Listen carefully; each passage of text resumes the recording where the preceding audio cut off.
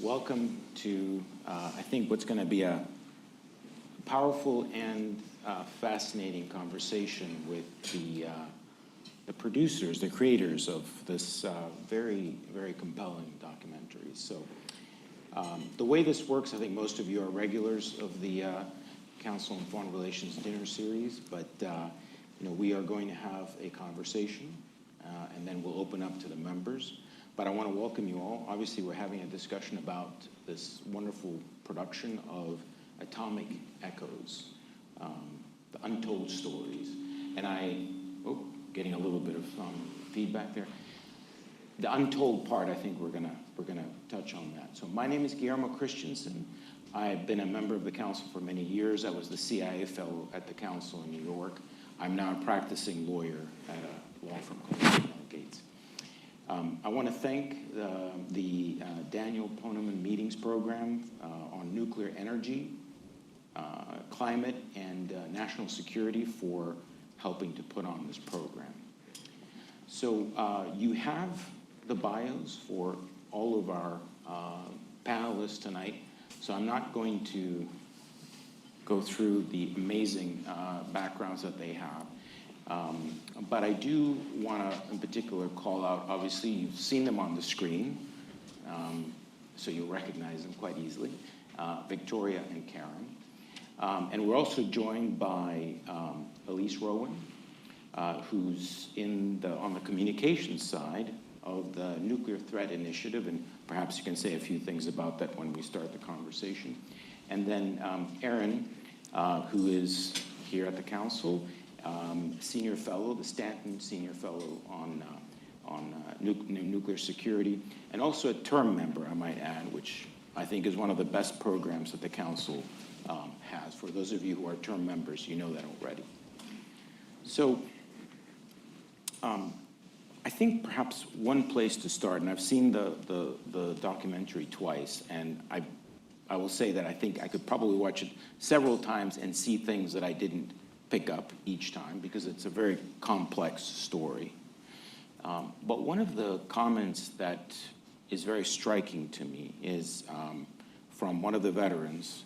It's not Archie, I think, who says, "I'm not very enthusiastic about humanity," which is, I think it's a sentiment probably many people have for many reasons, but you end the story on an uplifting point.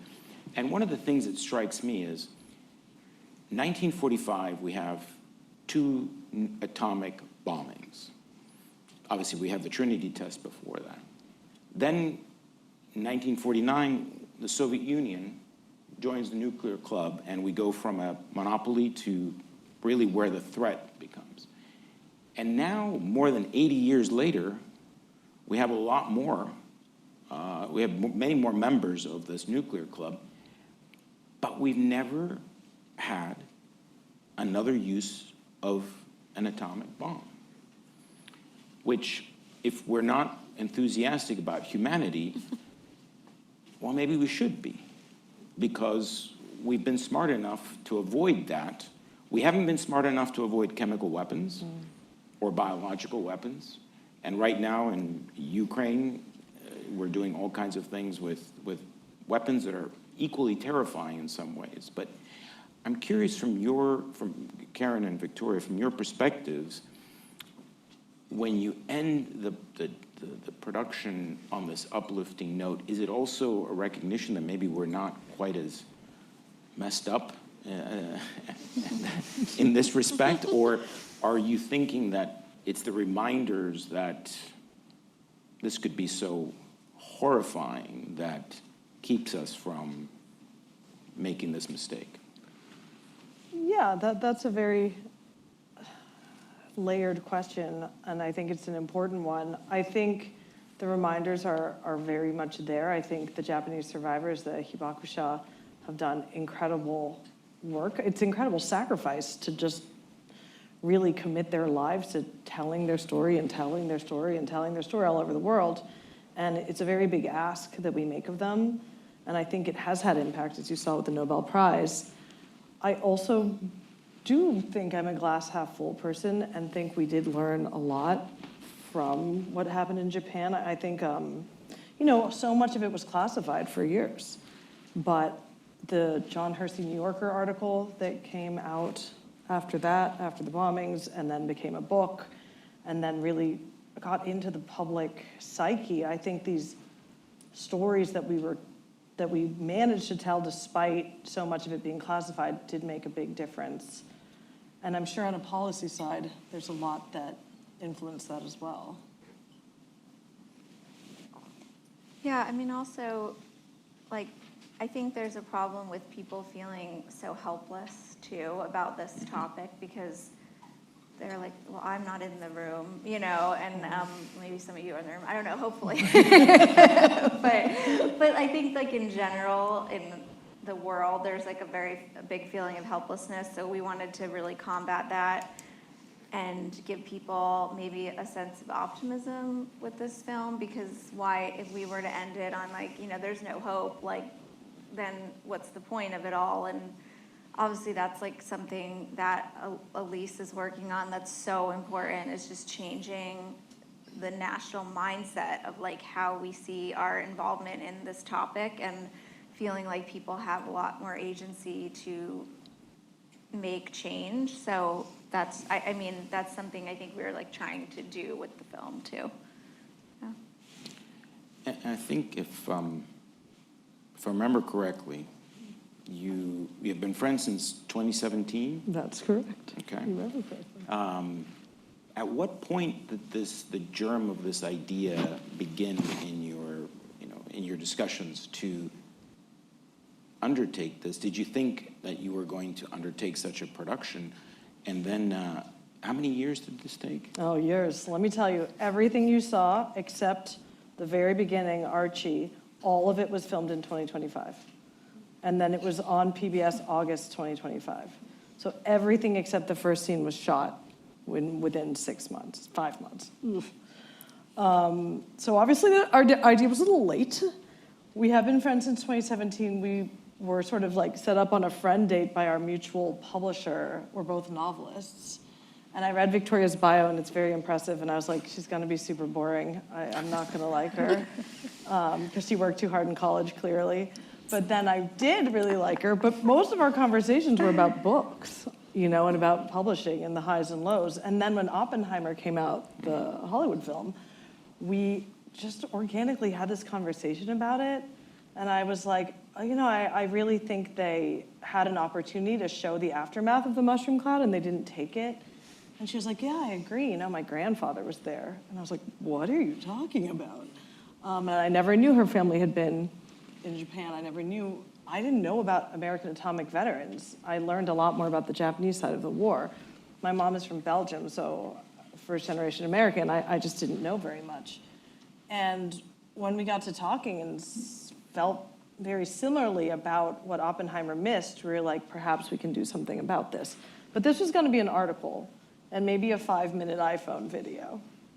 And then it kind of escalated quickly from there. As you can see, it's better than our 5-minute iPhone video. Absolutely, no. So your counterpart here thought you were going to be a boring person, and you turned out not to be. She's not a boring person. I'm sorry, everyone who went to Harvard. No. I'm sure you're all fun. So I think that was helpful. She was like, oh, you don't have your life together. And I was like, no. But yeah, no, I mean, I think like my grandfather's story is just very, very sad. I mean, he came home and he just like immediately became an alcoholic, and my mom's entire memory of him is his alcoholism, and he died from it, and he just never was able to recover ever. And my grandmother never forgave him. She never remarried. It's just like a really sad story, and and I think it's just like there are a lot more victims to this bomb than people realize, and then that kind of echoes through the generations too. I mean, 3 kids in my mom's family grew up without a father, and and there's just like a lot of bitterness toward that whole war and that whole experience. So yeah, I mean, I think it's just a sad obviously he was the lucky one, you know, he like wasn't not, you know, he wasn't Japanese, but like, I think that there are just so many stories that aren't told about what happens when these weapons are used. And a big part of what we wanted to do was to be like, we were the country that used the bomb, and we have so many people whose lives were absolutely destroyed by the bomb that nobody knows.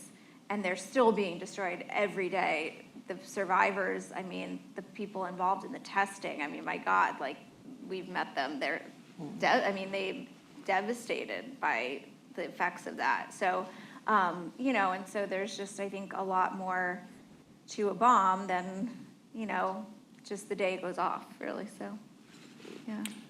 And I think when I mentioned, you know, coming back to the point about the untold stories, because I think the sort of stereotypical perception of the World War II veteran from the Pacific War, and to some extent the European theater, is they returned home, they went to work, economic miracle that was after the war. They didn't talk much about the war, and it's only later on that we have all of these oral histories, you know, Stephen Ambrose books, et cetera, that begin to bring that story back in.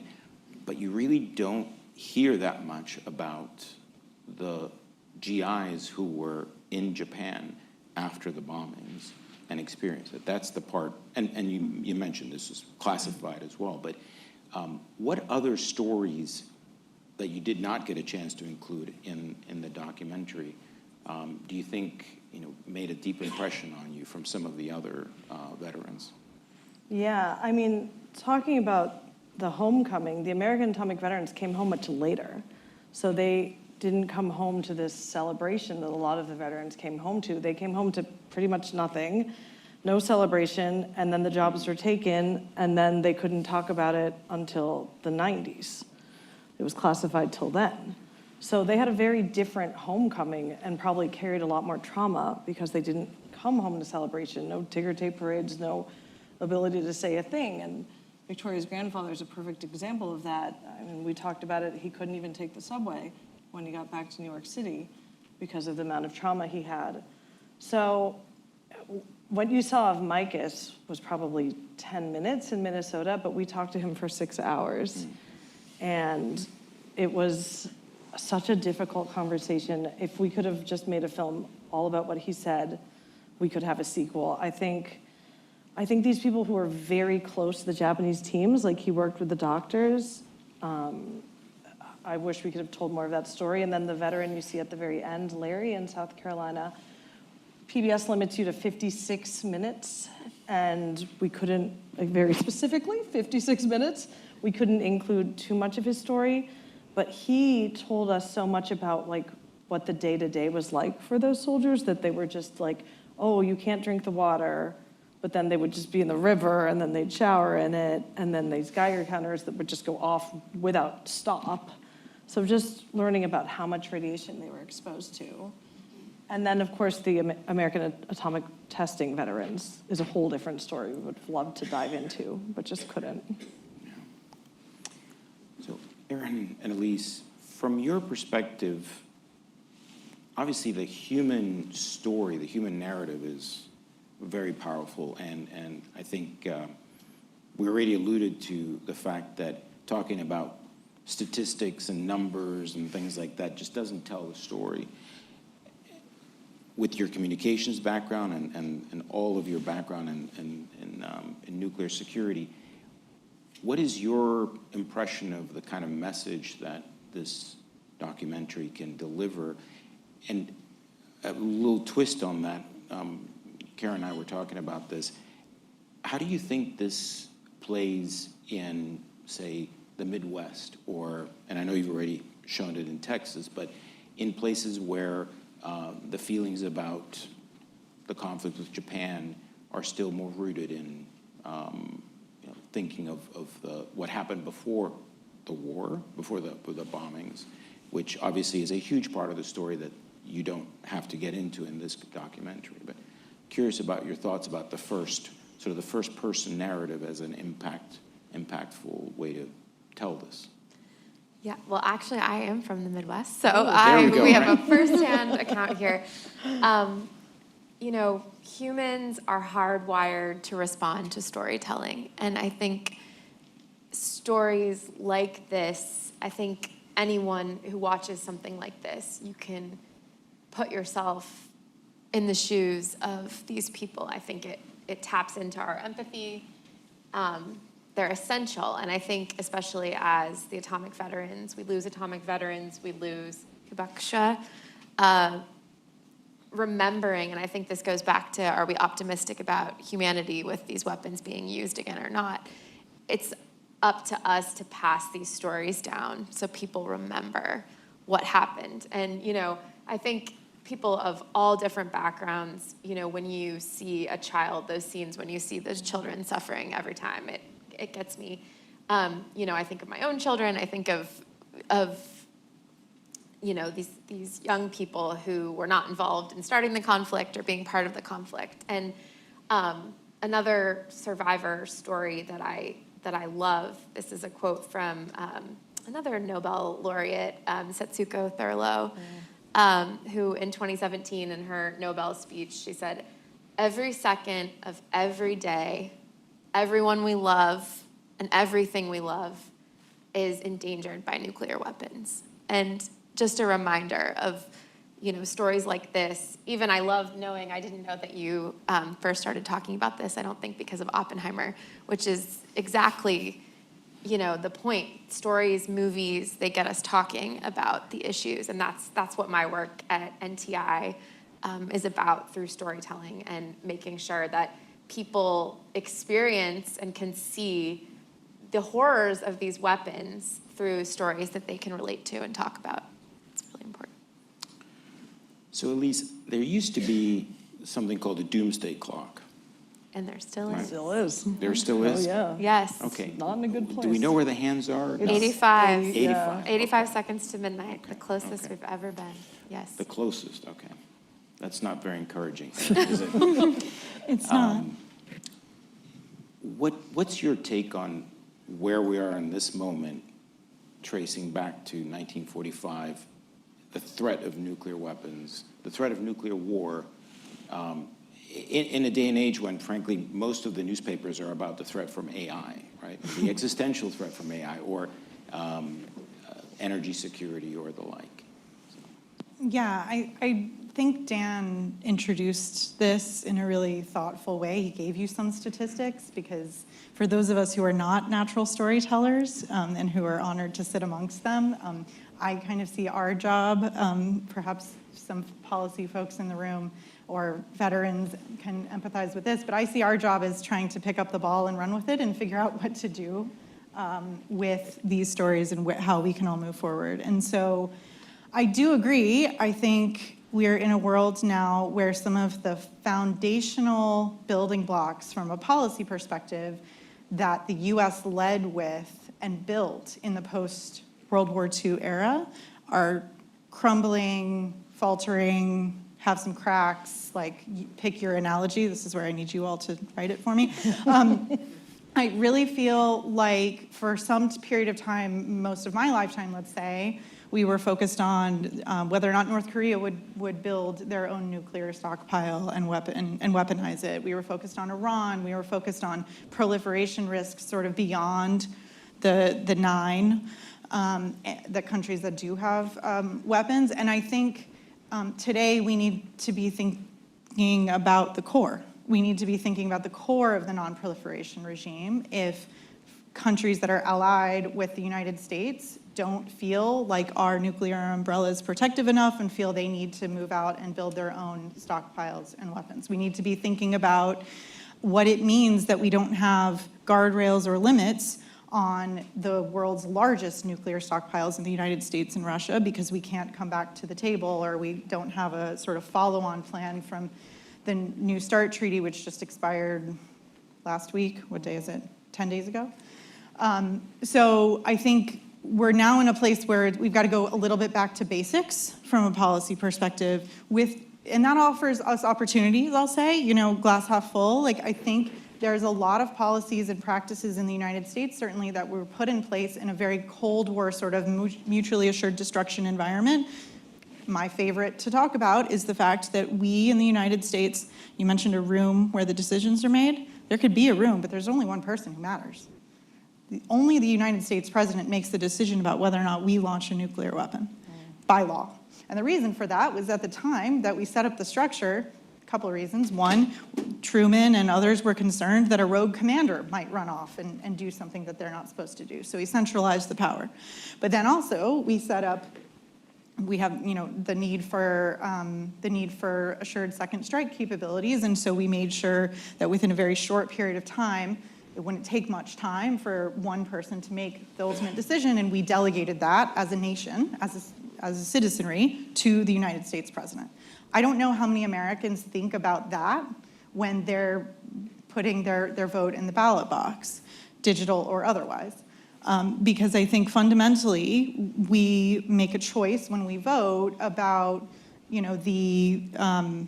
whether or not that person will make the right decision on our behalf on the very worst day. Yeah, that's a very sobering thought. We're going to, I'm going to get out of the way here in a minute and let you have the opportunity to ask questions, but I'm going to tee up one more question, and then please be ready. You all know the drill. Please identify yourselves, your affiliation, and ask a question.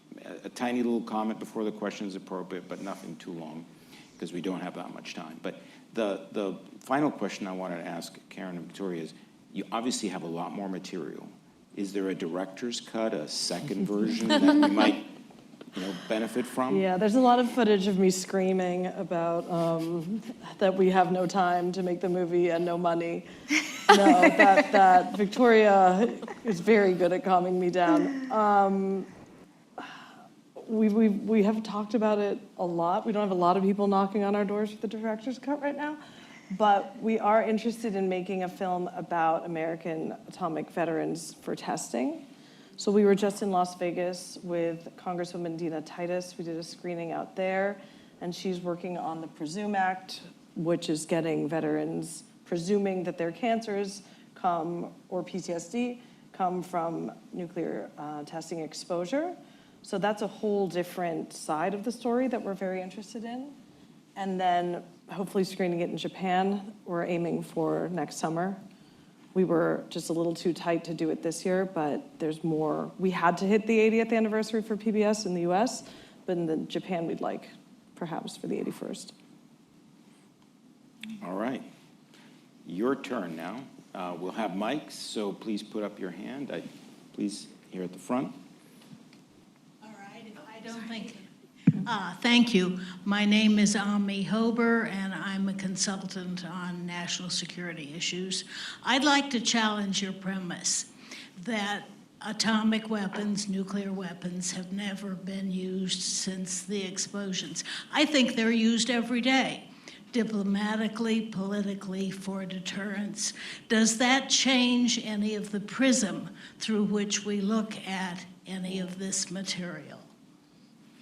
And my opinion does not matter here. The opinion of these four brilliant women does, so I invite them to. I think it's all a matter of how you look at it, right? And I think that in the United States, we have multiple prisms by which we get to evaluate some of our major policy decisions. Absolutely. I think any structural change, I think, has to be cooperative on some level if we want to reduce the total number of weapons in the world. I think that's the reality. The United States has a core practice of strategic deterrence, but what does that look like? How risky is it? Are our systems cyber secure? Do we modernize in exactly the same way that we did in the past? Right now we have a program of record. Many of you might know we are building a brand new triad. We're modernizing the entire triad. That's going to be 400 new ICBMs. I should mention here too that the kilotonnage, of course, that was actually dropped in Japan was 15 in one city and 21 in the other, and each of our average weapons now are over, on an ICBM, let's say it's over 300 kilotons, one single single weapon. So there are matters of degree that I think we can reasonably sort of open the door to debate on. And I personally don't think, from a U.S. defense perspective, that it makes a lot of sense for us to move forward with any notable changes to a deterrent posture if China is growing in their total number of weapons and Russia has the exact same as ours, all on prompt launch. But that doesn't mean that there's not some policy changes that could be very, very safe and secure for us to be thinking about. Middle table, please. Hi, I'm Roya Hakakian, and I'm a fellow at the Moynihan Center at City University of New York. I've been thinking about the issue of the Japanese culture and the very thing that you referred to in the film to as somewhat miraculous, something that's inexplicable, which is, how did this nation manage to forgive us? And more than that, become one of our closest allies. I ask this because we're living at a moment when the United States is possibly about to start a war with Iran, and for something that the United States supposedly did through the CIA, nearly 10 years or less than 10 years after what happened in Japan. We have yet to be forgiven for the coup of 1953, and it was a much, much, much smaller thing. So what is it, in your view, having spent so much time, that makes the Japanese people, the Japanese culture, capable of this sort of forgiveness? Yeah, well, I can talk about it on a personal level. I had never really talked to my dad about American occupation. He was born in 1943, and he went to an American Jesuit school in Yokohama. And I was like, what are your memories of occupation? Like, why did you go to American school? And he was like, well, they had the food. So my mom sent me to American school where they had food. And I was like, well, what are your memories of occupation? And he was like, honestly, joy, because it was such a devastated country. A lot of the, especially rural areas or other areas, were really facing famine, and they had just been fighting this war for so long. I think they were just incredibly ready for something else. And I mean, this is just my family's perspective, but both of my grandparents went to work for the Americans afterwards because they needed jobs. And it wasn't anything but, we need money, we need food, we need survival. And then my dad has these very vivid memories of American rock and roll. And they're very positive. And I think a lot of it is they were sick and tired of war, like Archie says in the film, and coming in with food, with medicine, with music, with education, turned the tides pretty quickly, because they didn't have a choice about American occupation. Like, it was happening. And they had all these things they hadn't seen in 6 years? So I personally think that was a big part of it. I don't know from a policy perspective. I'm sure there's many other things that you all can talk about, but that was my family's reaction to it. Victoria, I know that you were not able to engage with your grandfather on his views, but do you have any sense for how he viewed the Japanese after the war? I mean, the war had been fought with a ferocity that was incredible, right? Yeah, it's interesting. I mentioned it in the film, but when he died, the house had just been put up for sale because they were about to lose the house, and his family had no money, and basically he had gambled a lot of it away, and then he died, and the debts were in his name, so my grandma kept the house. But I find it really interesting, those flags actually sold for a lot of money in the years after the war. They were very valuable, and he never sold it, and I find that really interesting, and I don't know why he never sold it. And I mean, it could be a matter of, I know now, I'm pretty sure that he got it during the occupation, they would go house to house searching for weapons, and I'm sure that he found it in a house. And we know that the family was about to go into the military, and then the war ended, so the guy whose flag it was didn't go in. So I'm sure he found it in the house searching for weapons, but like, why didn't he sell it? I don't know. Was it guilt? Was it, I don't really know.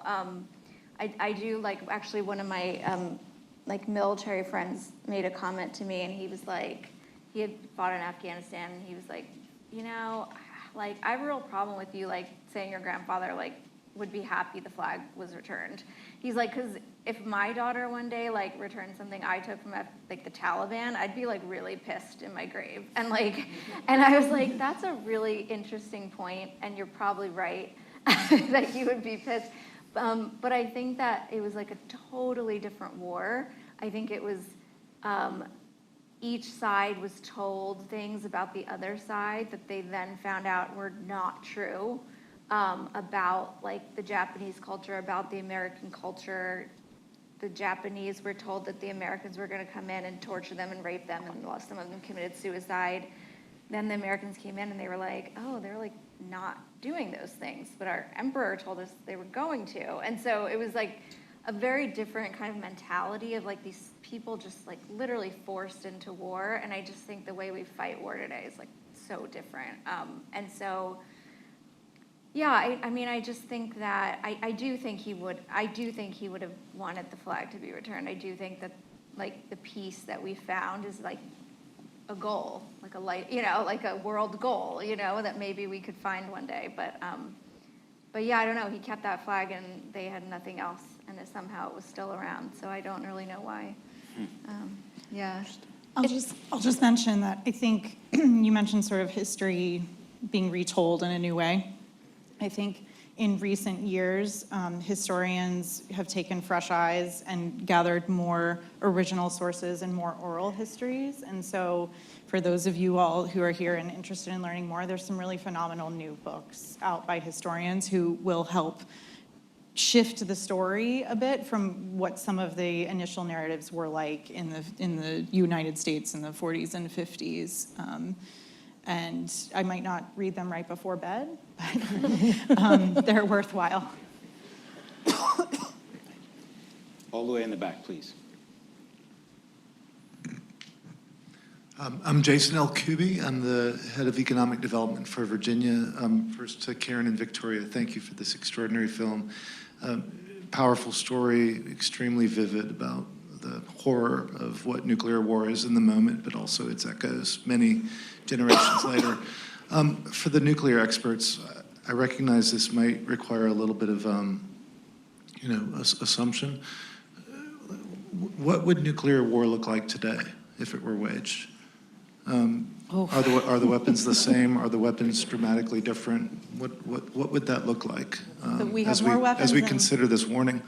Yes, I'm sorry to interrupt you. We have more weapons, and they are larger and potentially more destructive, much more quicker, faster. We could strike if the United States president determined it should be so. The United States president could strike on Moscow or one of the Russian nuclear sites within roughly 30 to 35 minutes. So it's much more dangerous. I think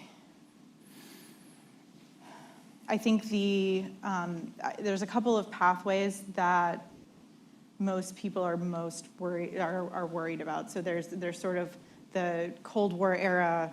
They're going to launch at us, so we need to make sure we have secure second strike to launch at them. And that led to, as Dan said, many, many more weapons than even what we have on the planet today. I think a possibly more likely path in the current environment is what we talk about as miscalculation risk, or inadvertent escalation, or inadvertent nuclear war, which I think a lot about in my own research, looking at crises that could escalate very quickly because of some sort of misunderstanding. So let's say one of the US early warning satellites goes down, or we lose the feed. Maybe it's being jammed, maybe it's being rendered inoperable by something the Russians or the Chinese have in space, or maybe we just lost connectivity. But what do we do with that information? How does that get filtered through the various processes, and then the decision makers are in a pickle to try to decide exactly what to do, to put it lightly. So I think inadvertent is often what's sort of most discussed, and of course that has come up in the context of Russia's assault on Ukraine. Russia's been quite liberal in their use of nuclear threats or nuclear mentions or reminders to the West that they have a very large stockpile. My optimism in this is that it does seem like, even though we are in a post-New START era where we don't have any guardrails on the total quantities in the United States and Russia, it does seem like there is a possibility of continued negotiations.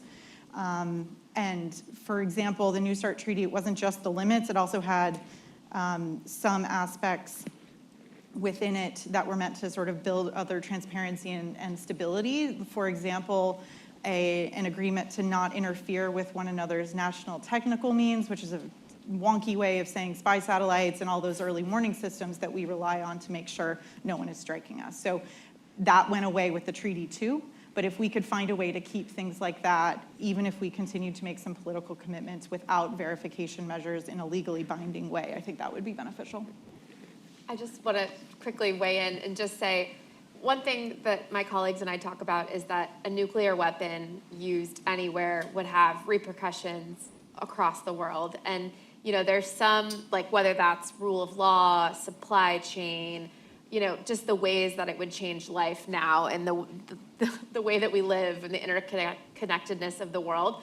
But even, and this is a good segue into Dan Poneman's connection of nuclear energy, climate, and national security, you know, there's studies that show that even a limited nuclear exchange, say between India and Pakistan, of, you know, like a small amount of bombs could cause soot in the atmosphere that would darken the sun and destroy crops and agricultural output and put billions at risk through famine.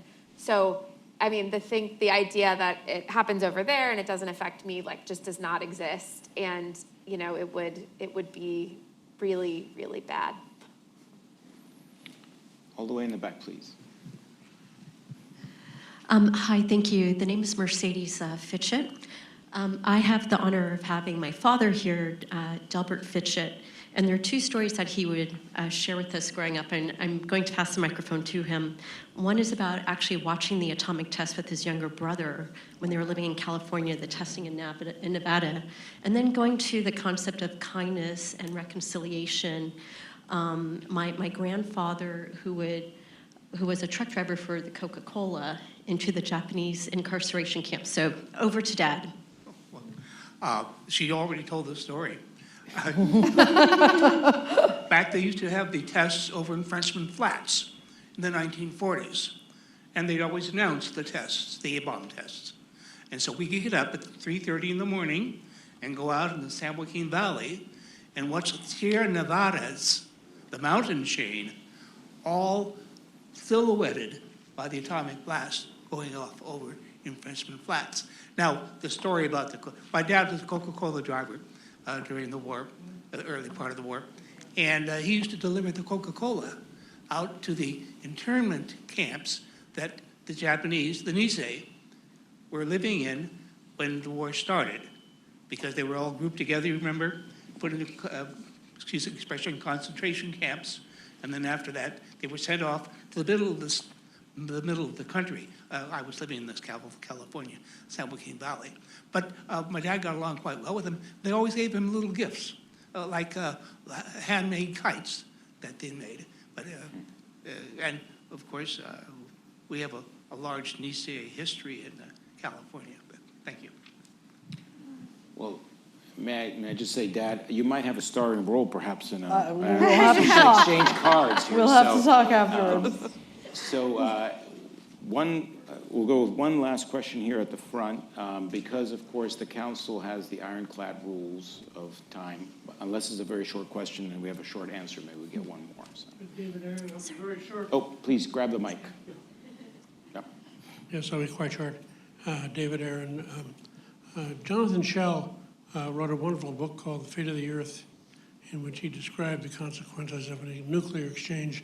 This is back in the 1980s between the United States and the Soviet Union. And he said America would become a republic of insects and grass. All right, so we'll take one more question, and let's make it a positive ending. The pressure's on you. Thank you. I'll make this as short as I can. My name is Alex Thu. I serve in the U.S. Army. I'm a nuclear officer, so my professional career is the full spectrum of nuclear military enterprise activity. What I wanted to ask was that I first wanted to say thank you for this important work. I've taken my fair share of nuclear weapons effects courses over my career, but I've never had the human aspect of the atomic bombs and how they affect humanity, for lack of a better phrase here. But anybody that studies deterrence, Aaron would know this, understands how paradoxical a lot of the strategy becomes when you incorporate nuclear weapons into military strategy. So my question for you is, in your documentary, a lot of the shared humanity and the shared human experience that you're documenting with Coco and some of the other characters is only a result of the wake of an atomic bomb. So how do you think that we can achieve shared humanity in the absence of the use of these weapons? Well, that is a very good question. Thank you very much for your service, and we'd love to talk to you for also our sequel film. I think, it's funny because we did mostly talk to survivors on both sides, but when Victoria and I were going to talk to them, we were like, ooh, my family fought on the other side of the war, and now I'm talking to this person. And I was like, just say he was a medic. I'm like, just continuously repeat the word medic. And we were both just very nervous about it. I was nervous talking to Archie, our first interview. Victoria was nervous going to the museum in Nagasaki. She had her album out like this. I was like, say trauma. Also say Harvard. I was like, say Harvard, trauma, and medic. And they were just so welcoming, particularly in Nagasaki, just so welcoming to us. And we really made lifelong friends there. I think I say it in the film. I don't think we were in the room at the time when it happened, but what's the Archie's line? Every person is a stranger you haven't met yet. Yeah, every person is a friend you haven't met yet. Every stranger is a friend you haven't met yet. That was it. And I think that there's just so much truth to that, is talk to people who live differently than you and experience things that are outside of your, every day, and just think outside of your bubble. Washington, it's tough. We are very much a bubble. But experience things, see things, meet people that are different than you, and I think that's how we do it. So that's a hopeful note. Very. Well, thank you all very much. Please join me in a round of applause to our panel. Thank you, Fiona.